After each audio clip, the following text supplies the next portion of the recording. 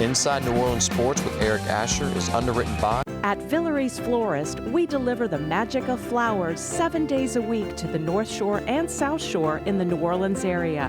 Whether it's for birthday parties, baby celebrations, Villere's provides colorful floral displays for all.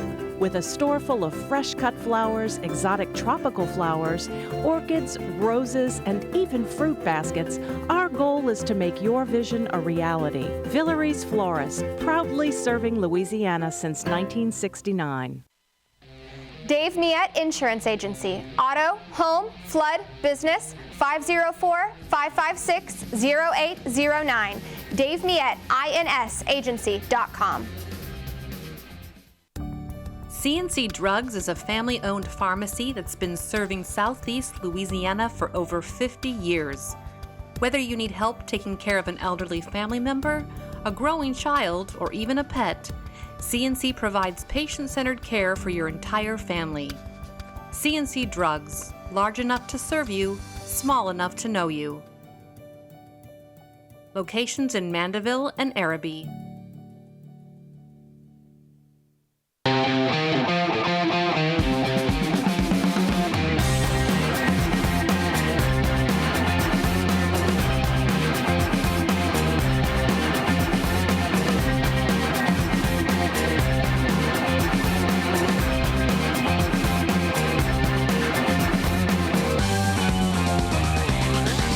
Afternoon and welcome to another edition of Inside New Orleans. I'm your host Eric Asher, and of course we'll be taking a little bit of a different slant on today's program as we take a look over the next few weeks at some of the movers and shakers in sports here in New Orleans and across the state. Some great reporters, some folks that again have been involved in sports, both again in management and on the field.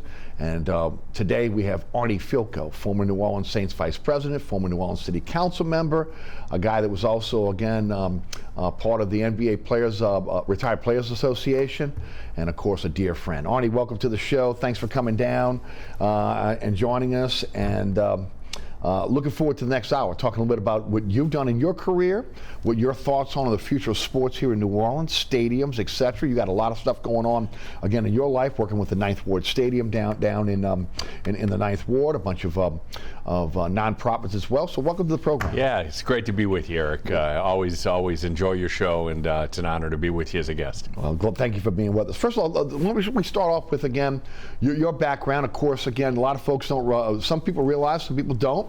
Again, a Wisconsin native. Came to New Orleans again through working with Mr. Benson with the Saints. But again, before that, you were involved in sports. But tell us a little bit about, again, your what it was like growing up in Appleton, Wisconsin. Yeah, wow. Great growing up in Appleton, Wisconsin, one of the great cities in America, and had a wonderful time there, and went on to Northwestern University, and then the University of Wisconsin Law School, practiced law for almost 10 years, and throughout the entire process I knew I wanted to be somehow involved in the sports field, right? And I was able to fortunately start a career originally in college sports, kind of as a volunteer for a couple of years, and then my first job was in professional basketball with the farm system of the NBA. Yeah. So, and then from there, 30 years later to today, I've enjoyed a really wonderful career, and very proud of some of the things that we've been able to accomplish. Yeah, and a lot of things you've accomplished in your career. Sports. What drew you to sports? Again, of course, we're dear friends. I know you, but again, for folks that out there that really don't know Arnie Fielkow, again, attorney. You can go one way, you go corporate, you go in a lot of different ways, make a lot of money, right? Okay, you chose sports. Why? Well, I love sports. You know, it was my driving force when I was a kid. Okay. You know, I started in basketball, tennis, baseball, whatever was around that season.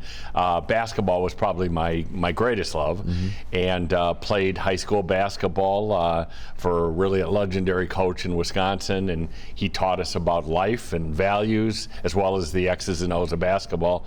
But, you know, I just knew from the very beginning. In fact, one reason I went to Northwestern is I was hoping to walk on. And what I found out is that they eliminated that right when I got there. there. So that ended. But, you know, it whetted my appetite for being involved on the business side of sports. Right. And law school was, back then, really was the way to get into the sports industry. That's where commissioners have their backgrounds and things like that. And I knew from the beginning through the educational process that I would eventually get there. But it's a hard industry to break into.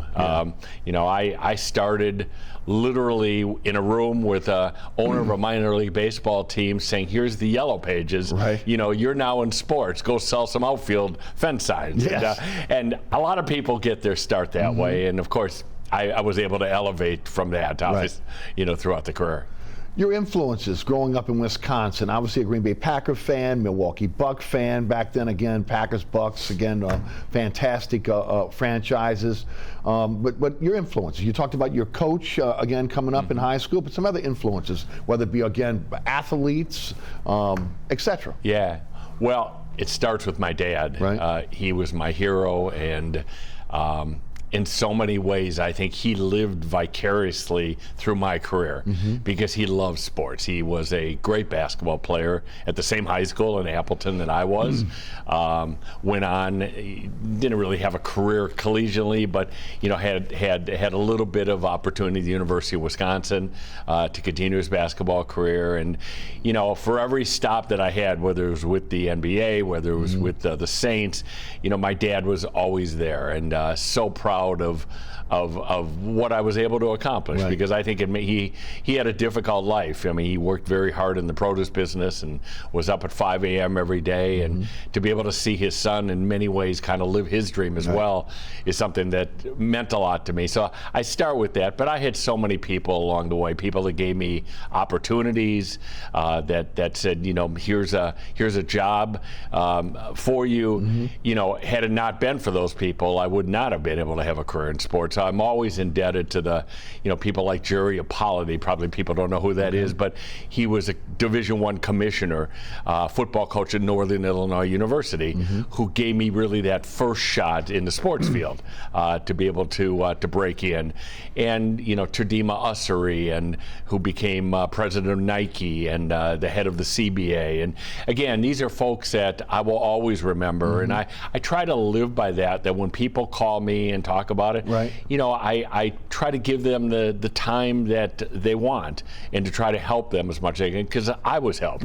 So Now, we all, again, everybody gets a helping hand in whatever business you're in, but especially in the sports business, especially again on the business side, where it's very difficult to be able to kind of get in, right? It's very hard. I can't tell you, and you know, in the 80s when I wanted to break into the field and I was a lawyer and such, I mean, my wife Susan must have typed out with me, because we were typing at that point. Yeah. I mean, hundreds of letters and resumes, and you know, 99% of them either were no or you never heard from them. But it only took that one. And that one came, and it started my career in college sports, and then working with the NBA. Got to know Commissioner Stern on 2 different occasions. He was an incredible leader and human being, and obviously the best thing of all is it brought me to New Orleans in 2000, and you know, fell in love with this incredible city, and very fortunate, because that opportunity could have been in Buffalo or Pittsburgh or anywhere. It happened to be in New Orleans, and I am the beneficiary of that. And we all are, again, for what you've done for this city, and again, what you've done in your career here. Start off with, again, the North Star Conference, 1989 and 1991. Now, I've been around sports a long time. Never heard of it. What is the North Star Conference? Well, for people that may know college basketball today, it's the Horizon League. Okay. Yes. Back in the late 80s, as I referenced, a guy named Jerry Apollotti, who was the head football coach at Northern Illinois, got the job as commissioner of what was called the Mid-Continent Conference. I remember that. The Mid-Continent Conference was a great conference. Cleveland State, Southwest Missouri State, Northern Illinois, some top-notch basketball, and he moved his office to Chicago, and I called him up out of the blue, said, I'm a young attorney here, could I help you? And he says, we really need some help in compliance. That was an emerging field to keep schools out of trouble at the time. And really, you had to be a lawyer to understand the NCAA rule book. And he offered me that as a volunteer. So I split time between my law practice and that. 2 years later, he came to me and he said, Arnie, I'm going to split the Mid-Continent Conference into men's and women's sports. Men's will be Mid-Continent, women will be this conference we're going to call the North Star Conference. Would you be interested in being my commissioner?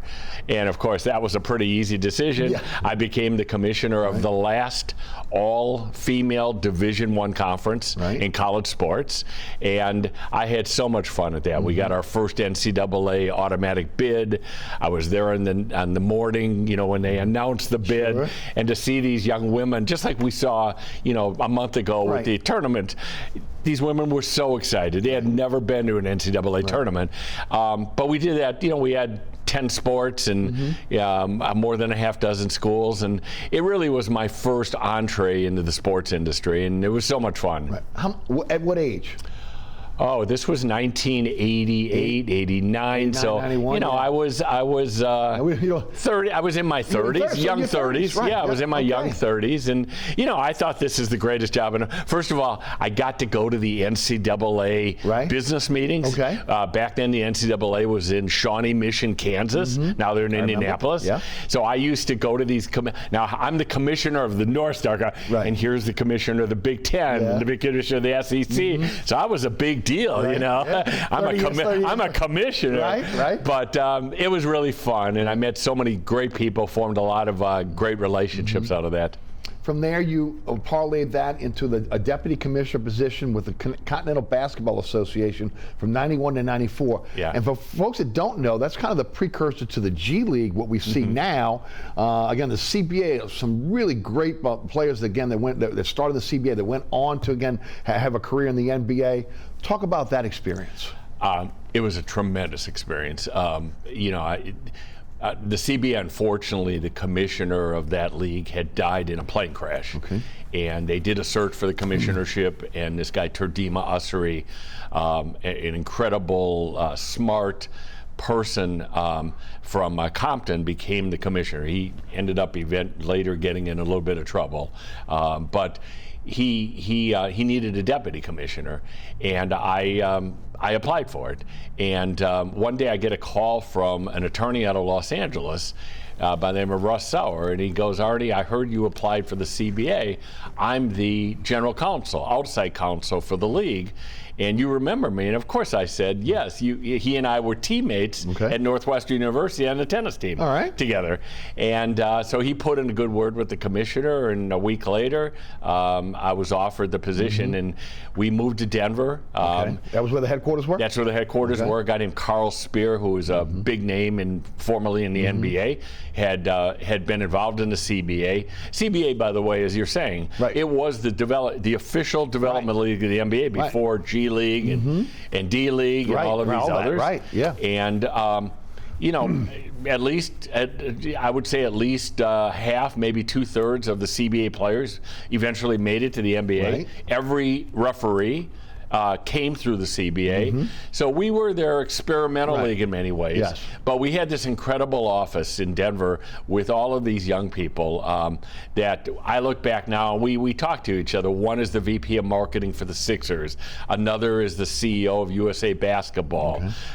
Everybody started, and we were all young and hungry, and we had a ball. I mean, it was a lot of fun. It was a league, probably 15 teams.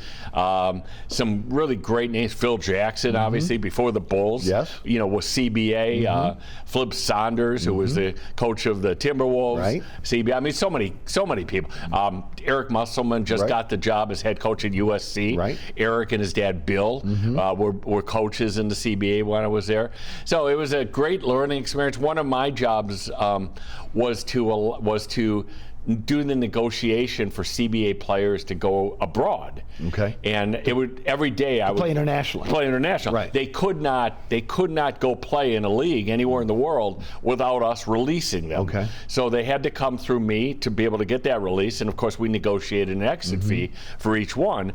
That was a lot of fun. Right. I mean, I traveled a little bit with that job. I got to know some of the international agents, and it was again a great development job. You know, as I moved up in my career. You remember some of the cities that had franchises back then? Oh, sure. You know, we almost had a team in actually, I think there was a team at one point in Shreveport, perhaps.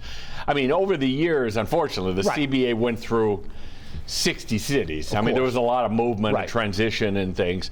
But, yeah, I mean, La Crosse, Wisconsin, where the Saints trained for many years, had a long-time CBA team. Rapid City, South Dakota. I remember that, yeah. Sioux Falls, South Dakota. I mean, just, you know, these were great places. I will tell you one of the best stories I have with the CBA is this was when ESPN2 was starting. Yeah. So there were a couple things that I tried to do. One is I got a betting line on the CBA in Vegas. I went out and negotiated that deal with a guy named Roxy Roxborough. And believe it, and a wise guy. Yeah, but he was the line maker for really every sport. Yes. And he said, I'd love to do the CBA. And they put a CBA lineup at night, and our owners loved it. You know, seeing a big, you know, their team on the big board in Vegas. But the best deal that we did is ESPN2 was starting, and I went out to Bristol, Connecticut. We negotiated a game of the month, and they said, you know, the only thing is we want ESPN2 to be different than ESPN1. We want broadcasters a little bit more colorful and crazy, want them to wear Hawaiian shirts. So I called Bill Walton, who was not yet in the broadcasting business, and I said, Mr. Walton, would you be interested in broadcasting? And he goes, I'd love to do that. Something I've always wanted to do. And he announced our first game. Really? Of course, our team folded in Bakersfield, California, 48 hours before the first national game. Oh, my gosh. And the commissioner calls me up and says, Arnie, you need to get on a plane very quickly. We're going to pay the players because we got to play this game because it's on national TV. And you got to go with Bill Walton. He's already out there. And I did that, and we spent the Christmas break in Bakersfield, California. And the first CBA game of the month on ESPN2 was played. Wow, and Bill Walton went on to an incredible career. Okay, not obviously an incredible career in basketball, but again as an announcer as well. Absolutely. And he, you know what, his style announcing today, he does a lot of Pac-12, or formerly Pac-12, whatever they're called. Yes. There's no Pac-12 anymore, but the way he broadcasts now is a lot like he did 30 years ago on the CBA broadcast. That's amazing. Of course, you mentioned Phil Jackson, his start again with the CBA. Yes, with the Albany Protruders. Yes. Yes. And of course, he goes on to be one of the greatest coaches in the history of the NBA, if not the greatest. And then again, got into minor league baseball, the Southern League, and of course that was '94 to 2000. You were the president of the Southern League. Talk a bit about that experience, and again, we're going to get back to that a little bit later on in the program when we talk about minor league baseball. Okay. But again, obviously that is a historic league here when it comes to minor league baseball. Talk a bit about that experience. Yeah. Well, one commonality is of my career is I have been very fortunate to be in the right place at the right time. And a lot of people back in the early 90s that owned in like basketball, owned in the CBA, also owned in minor league baseball. Okay.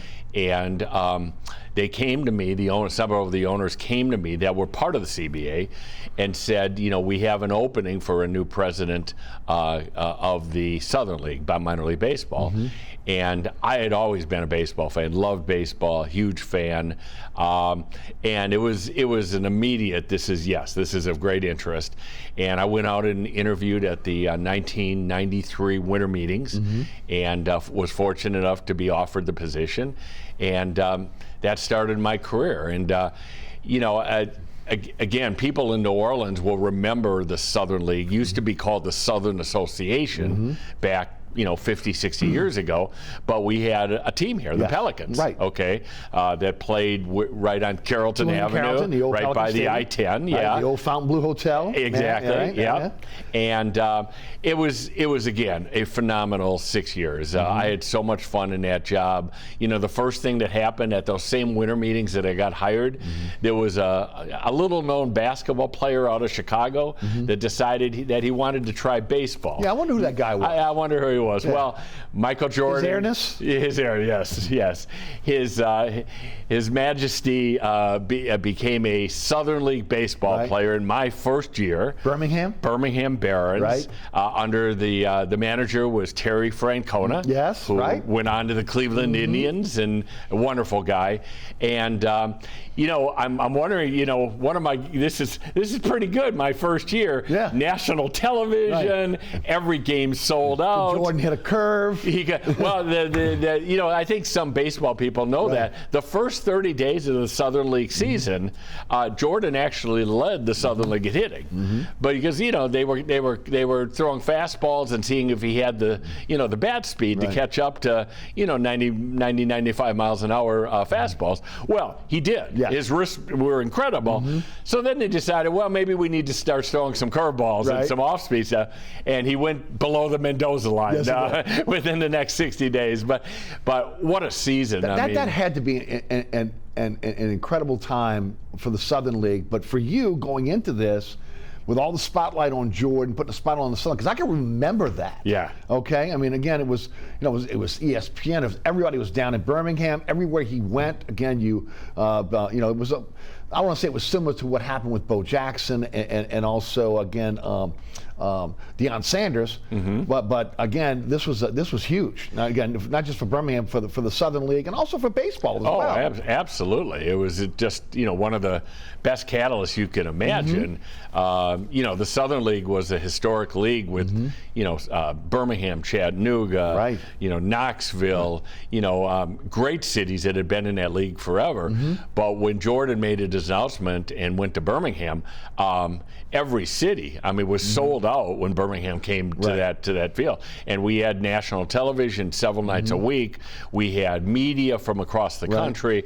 The Southern League was the beneficiary of incredible public relations as a result of it. And being the first year commissioner, that was pretty special, to have happen. Right.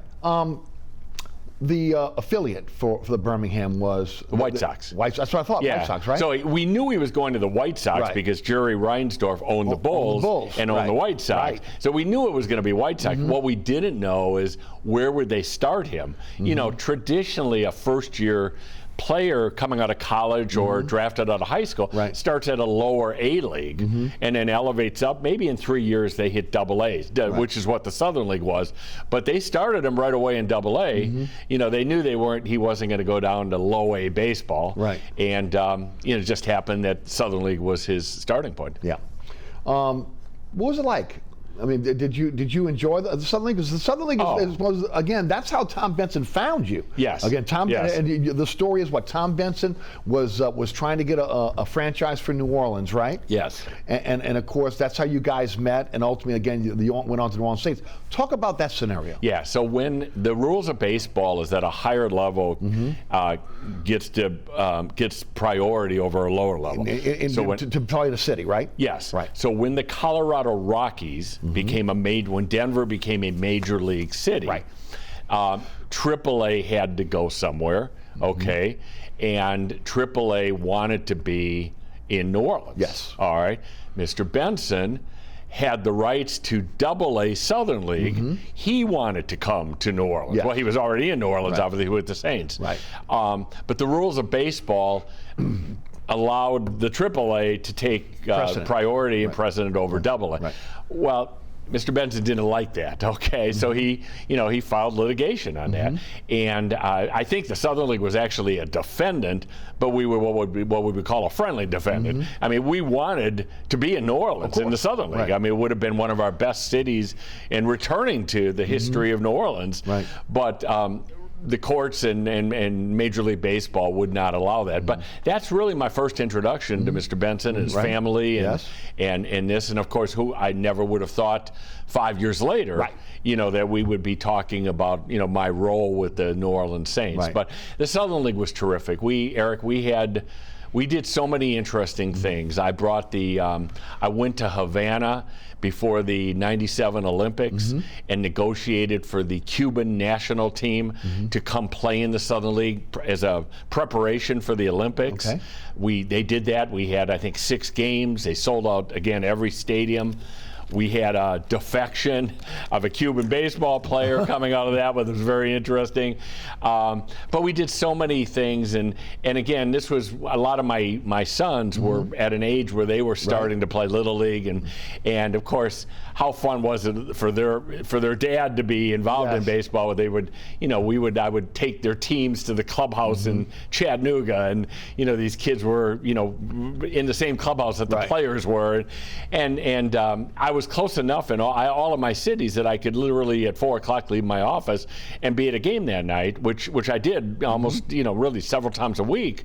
And it was just so fun for me because I got to know managers and umpires, and I was just in Chicago last summer at Wrigley, and almost all of my umpires are now Major League umpires, and one of them was at Wrigley, and he brought me into the umpire clubhouse. We sat for an hour and just reminisced about everything, because umpires in leagues back then became very close to each other because I supervised them. So we had some great times together. We're going to stop right here. We're going to take a break. We come back. We'll continue to talk a bit about what Arnie has done in his career. We'll talk about the New Orleans Saints. We'll talk about the National Basketball Retired Players Association, which he was the CEO. And then we're going to talk a little bit about, again, some of the things that are happening now here in the city.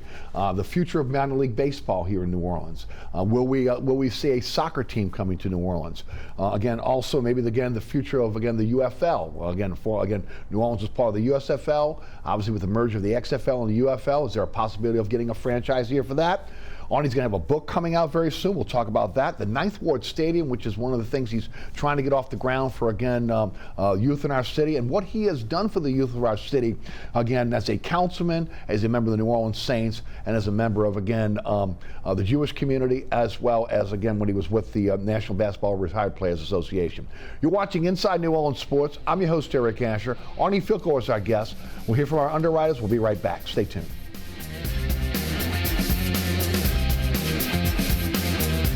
Located at 3701 Iberville Street in Mid-City is Katie's Restaurant and Bar. Open 7 days a week, Katie's offers daily specials for lunch, dinner, and Sunday brunch. Serving New Orleans cuisine such as fried shrimp platters, grilled redfish, and a fully stocked bar. And don't forget about our expanded event seating and local entertainment. Featured on the Best of Food Network's diners, drive-ins, and dives, Katie's Restaurant and Bar. Burkhart's Air Conditioning, Heating, and Refrigeration has been family-owned and operated since 1989. Burkhart has energy-efficient solutions and offers brands such as Mitsubishi ductless AC units and Amana, the only manufacturer with a lifetime unit replacement warranty. Burkhart's offers maintenance bundle packages that include servicing your AC, generator, and tankless water heater. For more information on the services Burkhart's provides, visit acpromise.com. Burkhart's Air Conditioning, Heating, and Refrigeration, providing comfort for life. Welcome back to Inside New Orleans Sports. I'm your host, Eric Asher. Arnie Fielkow is our guest. All right, let's jump into it, Arnie. Again, you went from the Southern League. You met Mr. Benson. Your next stop was with the New Orleans Saints. 2000-2005, Executive Vice President of Administration. You came at a time, it was a volatile time here in New Orleans, where Mr. Benson was trying to either get a new stadium or get an upgrades to the Superdome. How did that relationship begin? From your time at the Southern League to again becoming the Executive Vice President of the Saints? Eric, I had followed the Saints season. The '99 season was one to probably forget. Yes. Okay, it was Coach Ditka's last year, and on that, on that Monday after the season, when a lot of people get fired in the NFL, they ended up, terminating a lot of people. And I wrote a letter to him, and I said, you may or may not remember me from some years ago with the Southern League, but if you were considering splitting up the Saints organization into a football side and a business side, I would love to run your business side. And not really expecting anything. And lo and behold, 24 hours later, I get a call from his attorney, Stanley Rosenberg, from San Antonio. And Stanley says, could you come and get to San Antonio the next day? I'd like to talk to you. Got in my car, hopped from Atlanta to San Antonio, interviewed with Stanley. He called me the next day, said, just kind of hang in there. We're not sure what we're going to do. And of course, at that point, I was pretty excited, about the opportunity to be with the Saints in the NFL. And I waited and waited. It took about 5 days. And finally, on a Sunday night in January, I get a call from Stanley. He says, if the job was offered to you, would you take it? And I said, yes. I didn't know much. I didn't know what to pay. You didn't know what to pay any money. It was like, yes. And Stanley says, well, then hang by your phone, because in the next 5 minutes you're going to get a call from Tom Benson. And Mr. Benson called me and offered me the opportunity to come to New Orleans and be, at the time, the director of administration. Eventually I became executive vice president. And it changed my life forever. And I mean, in every way humanly possible. But I will tell you a really quick story. We're at a pizza place on that Sunday night. Of course, my wife Susan knew about this, so she was, she was on pins and needles as well. After I got the call from Mr. Benson, I went back to the table and I was telling our kids what just transpired. And my youngest son at the time, I said, I'm so excited. I'm going to get to the NFL. The incredible job has just been offered to me. And he starts crying, and I said, why are you crying? He says, I don't want to move. I don't want to move. And then finally he says, all right, where are we moving? And I said, we're moving to New Orleans, Louisiana. It's the New Orleans Saints. And my youngest son, only he could say this, but the Saints stink. And that was our first move to New Orleans. And really, honestly, again, you fell in love with the city. You, your wife, again, you've made this your home. You've had an opportunity to move elsewhere. You've moved for a while. You've come back. Talk about those first few years with the Saints, because look, this was a volatile time in New Orleans during that time. Mr. Benson was threatening to move the team. Again, there was a lot of talk about the possibility of, again, what was going to happen with the future of the Superdome. The state came up, and this was your doing with a contract that was kind of unprecedented. 10 years, $186 million of cash that was being, again, a check that was being written from the state to the New Orleans Saints. This was a precursor to, again, what we've seen with the renovation and upgrades of the Superdome. Talk about that time. Yeah.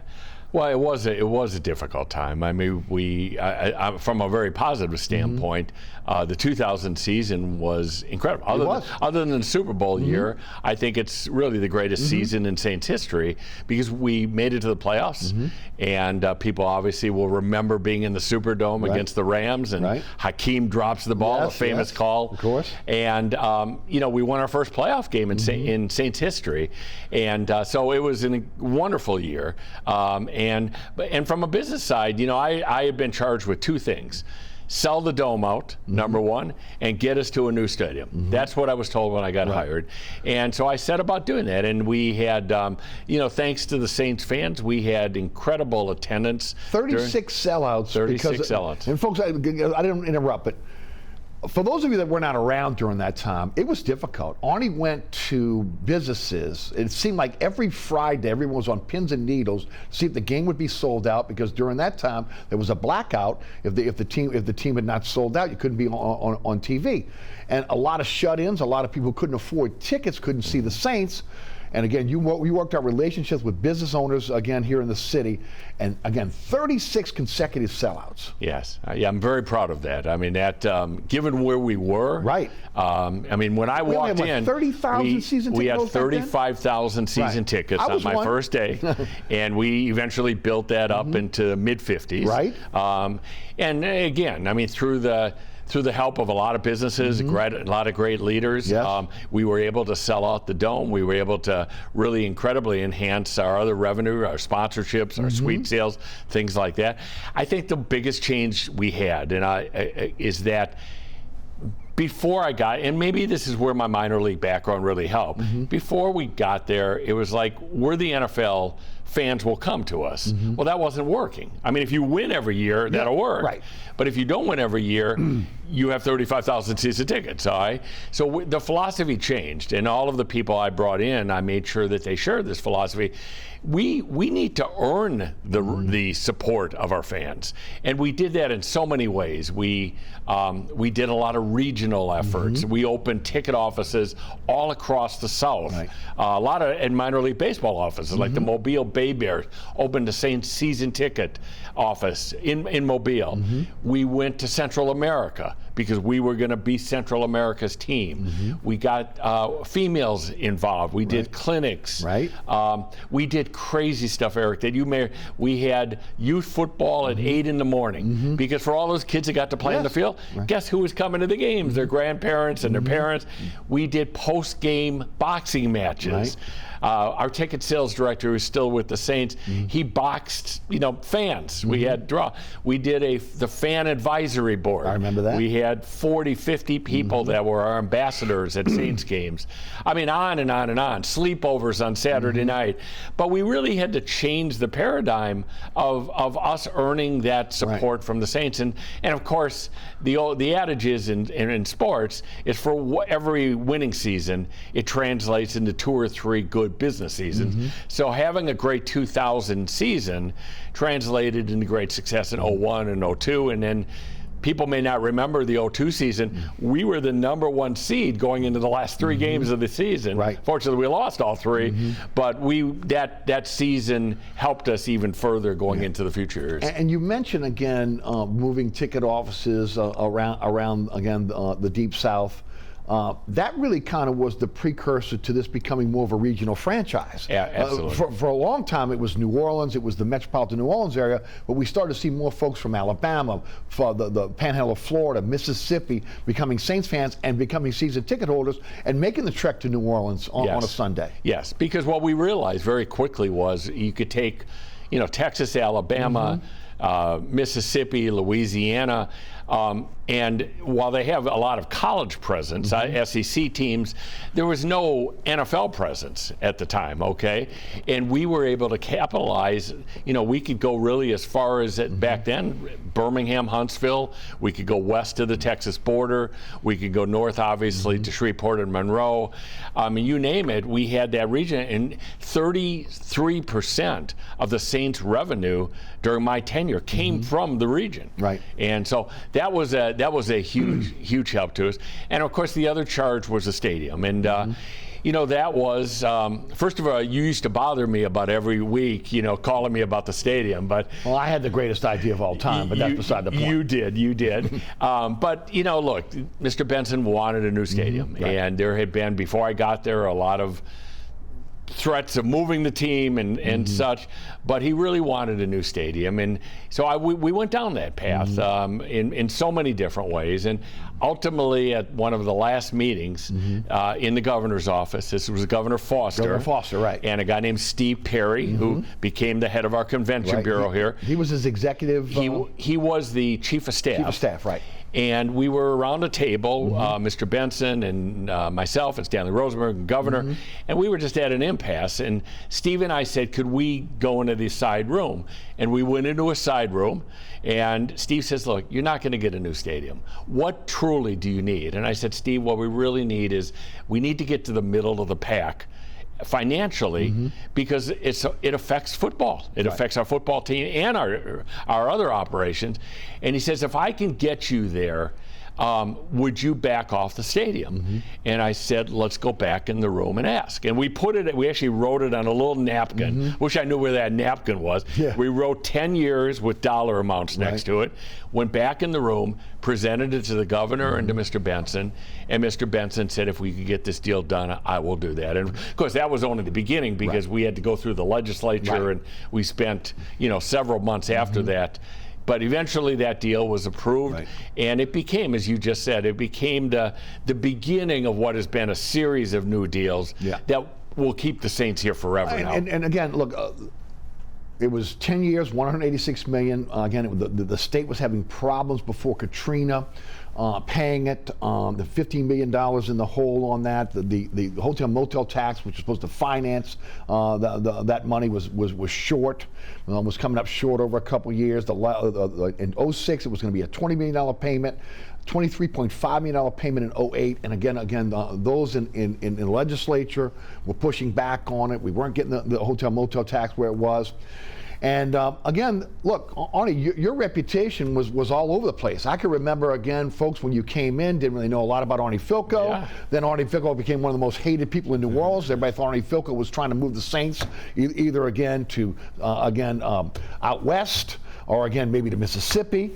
When in essence, what you were trying to do was keep the team here, right? That was your focus all along, was to keep the team here. Yeah, there's no doubt about that, Eric. I mean, there was some of the talk was leveraging, right? Some of it was real. There were cities, that the club talked to that truly wanted an NFL team, and I think could have got an NFL team. That would have been devastating, and I knew it from the moment I moved here. I knew it because I had grown up in Green Bay, Wisconsin, and there's no more closer parallel that I can make to the Packers in Wisconsin and the Saints in the Gulf South. And so we, look, through all of this talk, and Los Angeles was a big threat at that time, it was a big if you threat, remember. Right, because there was no team. There was no team, and everybody was talking LA. Every team was talking LA. Right. I mean, we took a trip to LA. I remember we looked at a site in Long Beach, California. So that was serious. And, my hope was we would get a deal where this team would be right here. Right. And fortunately, that's exactly what happened. And, that deal, after Katrina was renegotiated because the world had changed, obviously, for that deal to be. But that was the precursor to, again, what we've seen to the future deal. Right, the multiple deals that, again, have kept that building here and relevant because of all the renovations. But you're right. You're right about the fact that during the negotiations, Buddy D and Dave Dixon, they were not my hugest fans. And I think when I took Gumbo, the real Gumbo, the real dog. Right, the dog. Now I have to say, the only reason I took the dog is Coach Hasler walked in one day and he said, "I'm sick of the dog pooping on the field. Right. All right, you need to kill the dog." And we went to a costume mascot. That didn't sit too well in New Orleans. Not for a dog's been running around since 1967. Yeah, exactly. Right? Exactly. Okay, no. But we can laugh about it now, but back then it wasn't so laughable. It wasn't. And of course, there was a lot of talk about Mississippi as well. And I remember talking to you during that time because I started my career in the media in 2002, and you broke it down to me. We don't. I want to make sure this team doesn't move to Los Angeles or another team. Mississippi may be the only way to keep them here. Right. That's right. And that was part of the conversation back then, right? It was one of the in the course of negotiations which were not going well with the state of Louisiana. We had broken down. I had the idea of calling Mississippi because they had so much gaming revenue coming out of Biloxi and Gulfport, and I called Senator Trent Lott. Literally within 10 minutes, I get a call from the senator, and he goes, "Arnie, can you meet me at a motel in Gulfport, all right? And I want to bring the governor, who was Ronnie Musgrove at the time." Right.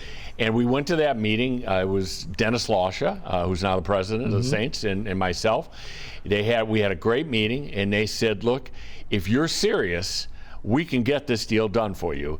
And yes, you're right. My feeling at the time, your focus, right? It wasn't so much wanting to move anywhere, but there was a real threat of California and other cities. Right. And my feeling was, look, worst case, if we had to move only 30 miles away and being an exit 2 on I-10, all right, with a new stadium that Louisiana doesn't have to pay for, and the Saints are still here, it's not the perfect situation, but it's a whole lot better than the Los Angeles Saints, all right? And ultimately, we didn't do that deal because Louisiana came through, but it was certainly interesting, to at least explore it. Well, fast forward now to 2005, August 29th. Again, Katrina hits. obviously, again, the Saints brass, everybody moves to San Antonio at that point. Team moves to San Antonio. Didn't know if the Dome was going to be available for, with everything that was going on here in New Orleans. And of course, again, the revelation that Tom Benson was in the process of trying to move the Saints to San Antonio, did not want to come back to New Orleans. You and I have a relationship at that point. You call me. I'm in a Louisiana campground, evacuated from St. Bernard Parish. You tell me what's going on up in San Antonio, and you say you need to get this out on your show. Well, I tell you, our towers are down at WTIX. I'm in a campground in North Louisiana. I have no way of getting this out. So again, I contacted a few media members. One of those media members that was contacted through an intermediary was Fletcher Mackel, who again put that out for everyone to really put the story out. And of course, the rest is history there. Ended up costing you your dream job, but you stood up for New Orleans on that day. You stood up with the New Orleans, and again, with talking about native New Orleanians that were at that table. People, again, Mr. Benson, wanting to move the team there. And again, you felt so strongly about this city. You gave your job to try to keep this team here. Talk about that.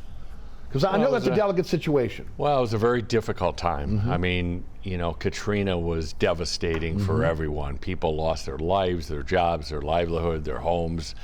And there were some things happening in those days after Katrina that I saw and heard that made me very concerned about the future of this team. All right.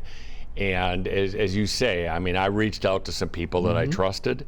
I was not looking to be a martyr. I was not looking to... You told me to keep your name out of it. Yeah, I was not really looking to be, a whistleblower in a public. I just wanted people to know what was happening. Because remember, people were all over the country. All over the country, right. I mean, they weren't worrying about the Saints at that point. They were worrying about their own lives.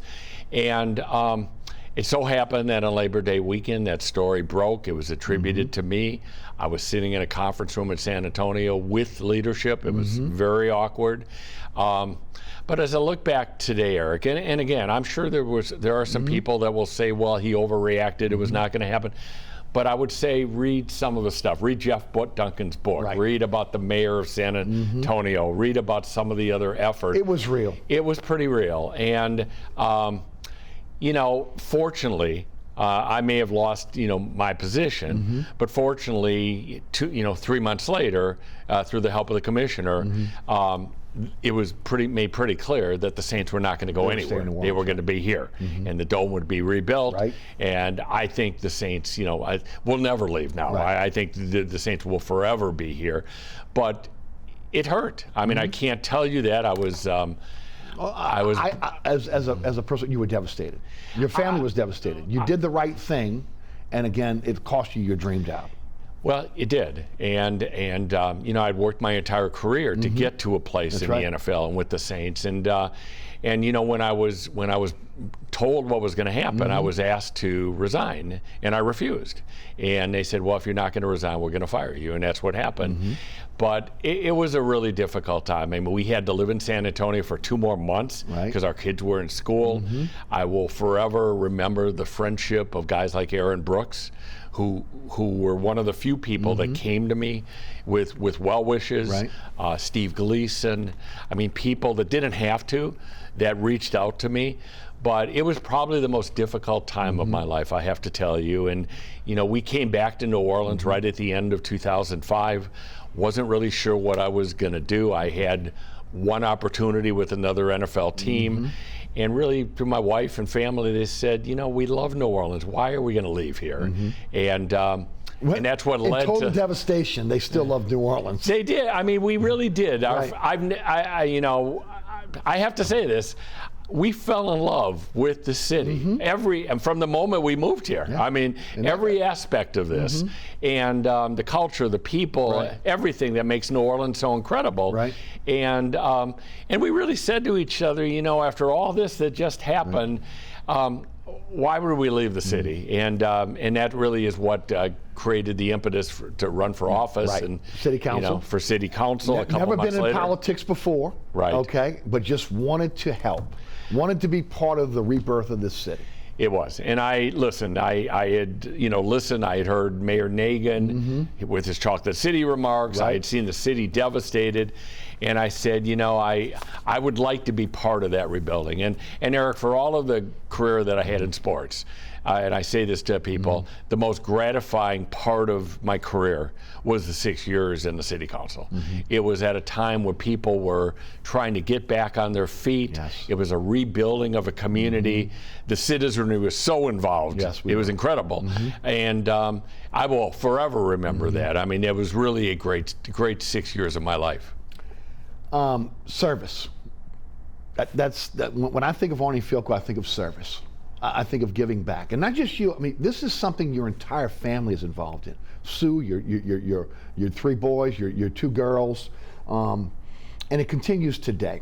Of course, you went on to become the national, after leaving the city council, the National Basketball Retired Players Association CEO. But I want to jump over that, okay, because we only got about 9 minutes left in the program, and I want to talk about some of the things that again, you've done. Wesley Barrow Stadium, the Major League Baseball Youth Academy. Talk about that. Yeah, that came about when I was on the city council. Right.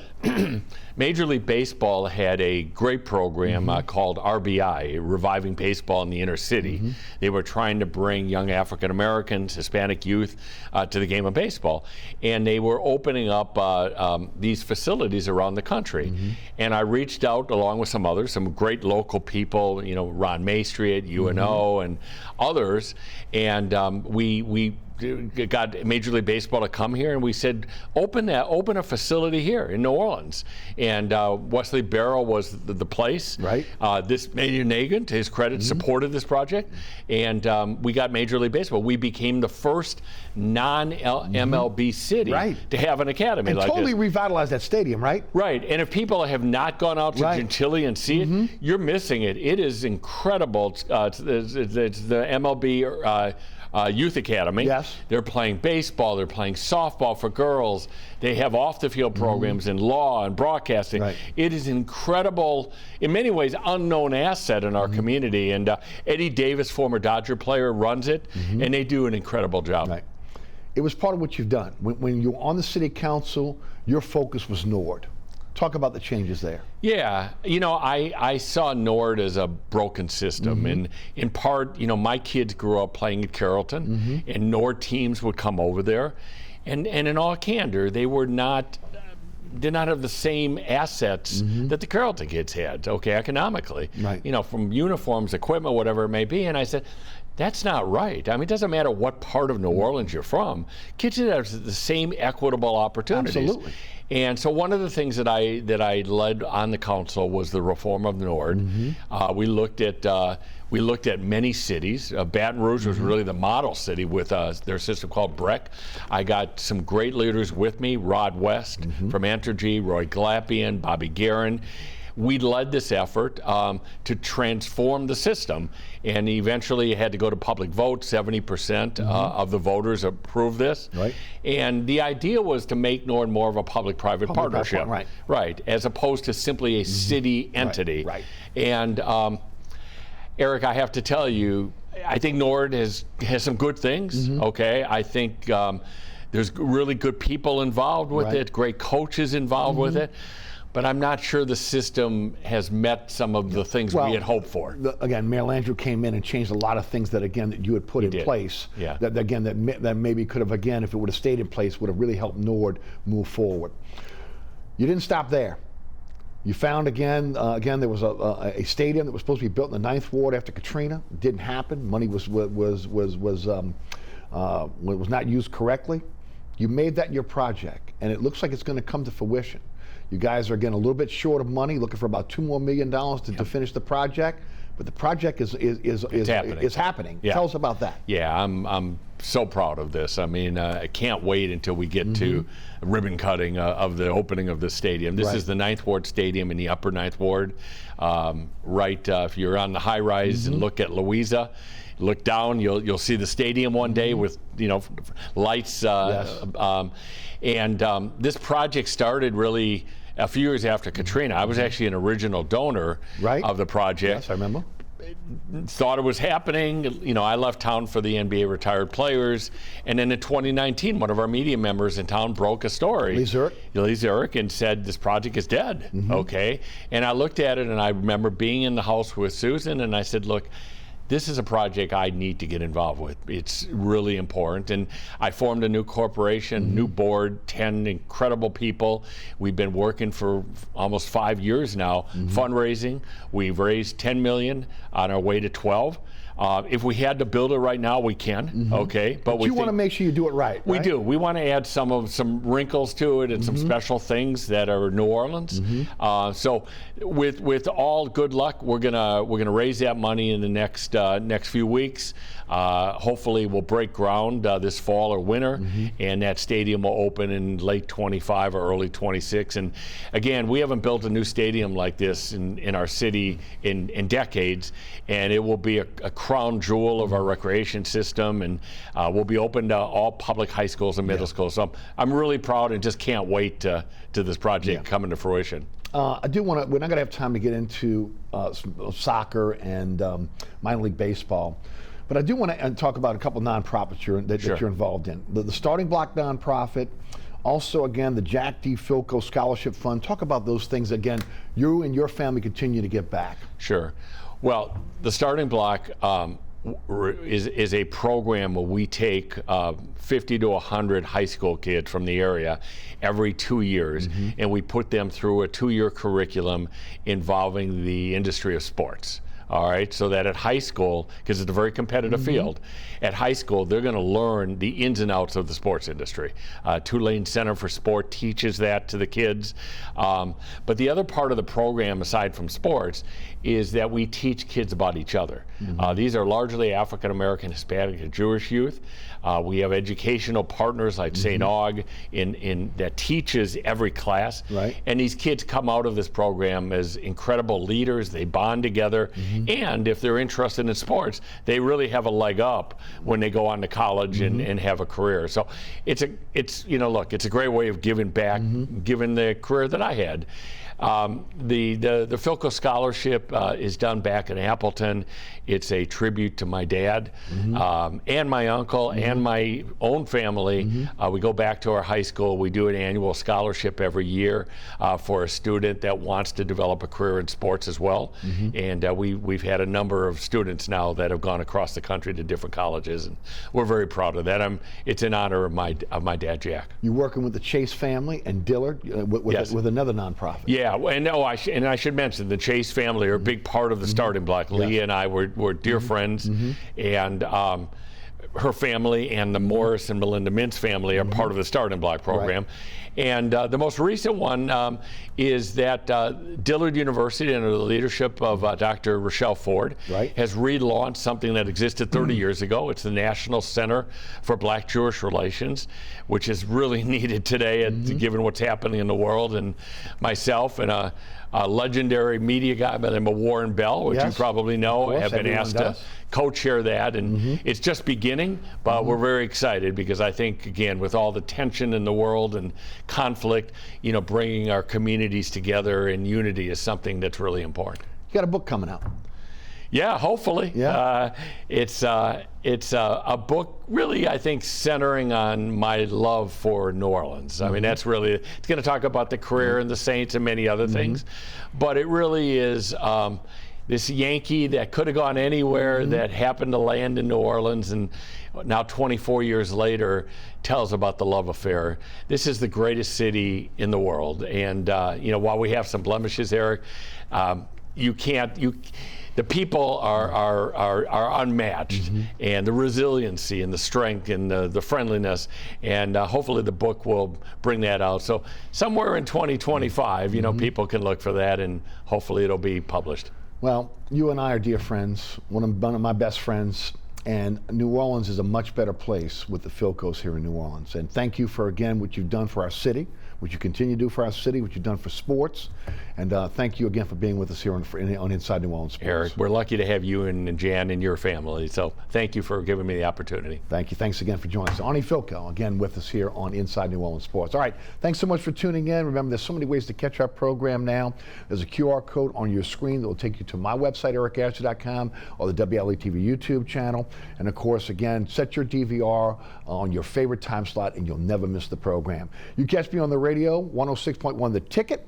That is, again, weekdays 4 to 6. You can listen on the iHeartRadio app, the TuneIn Radio app. Anchor Spotify is where you can find our podcast. And of course, as always, again, we want to thank our underwriters who make this show possible. Please support the underwriters who make this show, take the show on the airwaves. We appreciate your support of our sponsors. And of course, our friends here at WLAE-TV who produce our program. Ron Yeager, Jim Dotson, Logan Graffia, Jane Wright, Danielle Wick, Alex Chacon, and the best director on the planet, William Hill. For Arnie Fielkow, I'm Eric Asher. Thanks so much for tuning in. We'll see you next week for another edition of Inside New Orleans Sports.